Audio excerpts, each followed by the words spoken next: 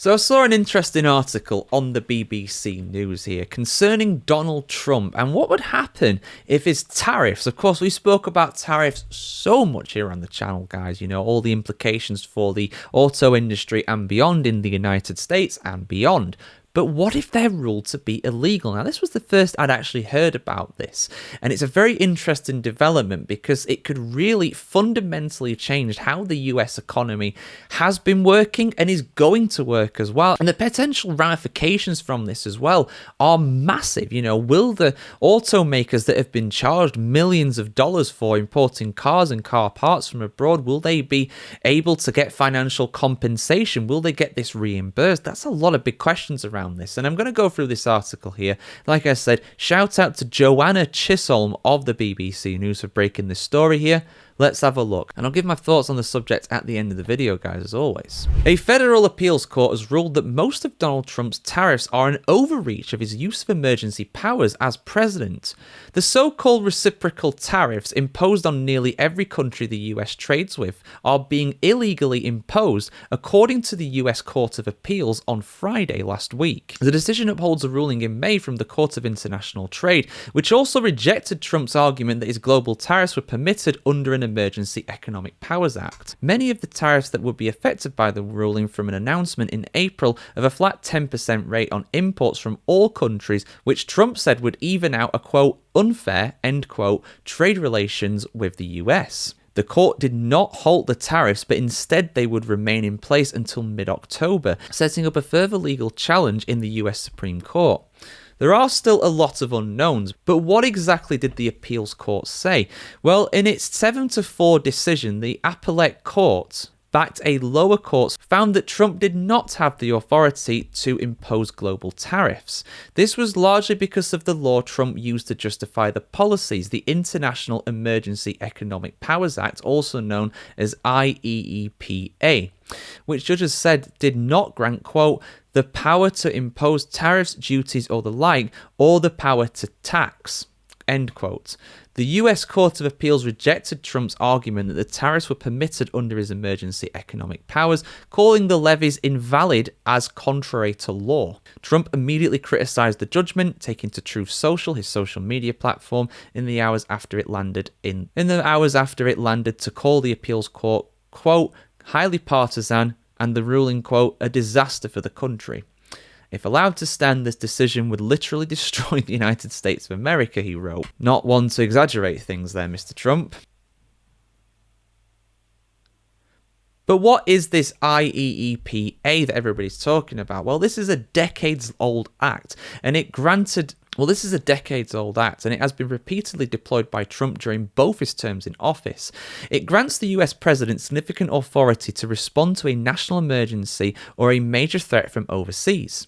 The law from 1977 states that a president can pull a number of economic levers to, quote, to deal with any unusual and extraordinary threat which has its source in whole or substantial part outside the United States to the national security, foreign policy, or economy, end quote. It's been used by both presidents Barack Obama and Joe Biden, who invoked the act to impose sanctions on Russia after the illegal annexation of Crimea in 2014, and then again after the full-scale invasion of Ukraine 8 years later. But the appeals court said in its decision that the emergency law did not give the president wide-ranging authority to impose tariffs. The IEEPA neither mentions tariffs or any of its synonyms, nor has procedural safeguards that contain the clear limits on the president's power to impose tariffs, they said. Trump argued that when he unveiled his global tariffs, that a trade imbalance was harmful to US national security and was therefore a national emergency, but the court ruled that the imposed tariffs is not within the president's mandate and, quote, the power of the purse, including the power to tax, belongs to Congress, end quote. Why is this so important? I mean, you've followed the channel, guys, you probably know, but just in case you don't. Beyond a significant setback to a centerpiece of Trump's agenda, the federal appeals court ruling could have an immediate impact on the US economy with knock-on effects felt in global markets. Tariffs are taxes companies have to pay for importing certain goods from foreign countries so they can have an effect on sales and profit margins. Businesses are going to be subject to uncertainty, according to Dr. Linda Yue, an economist at Oxford University and the London Business School. Tariffs are aimed at deterring domestic firms from buying foreign goods and in turn affecting international trade. As countries wait to see if the US Supreme Court will take up the case, which it seems it will, they could decide to hold off on conducting business with the US. If that happens, Dr. Yue said it could dampen down economic activity. And there are also significant ramifications that could be felt within the political sphere. For instance, if the Supreme Court reverses the Federal Appeals Court decision and sides with the Trump administration, it could set a precedent that emboldens the president to use IEEPA more aggressively than he has already done so far.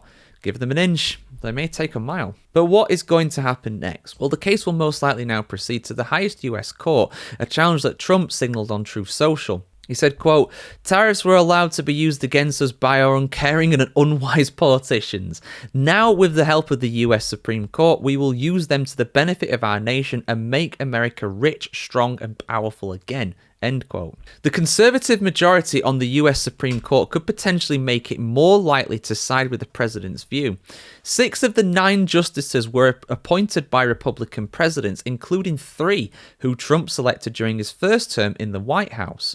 But the court has also been more critical of presidents when it seems they are overreaching on policies not directly authorized by Congress.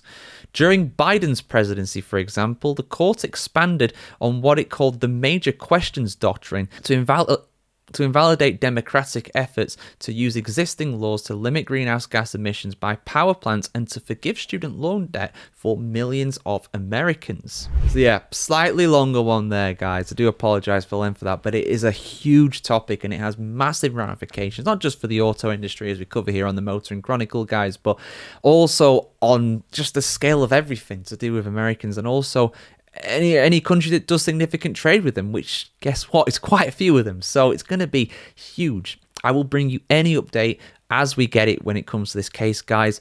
Get your thoughts in the comments below. I'm sure you got plenty of them. Like, share, comment, subscribe. As always, guys, have a fantastic day wherever you're in the world today, and we'll see you very soon.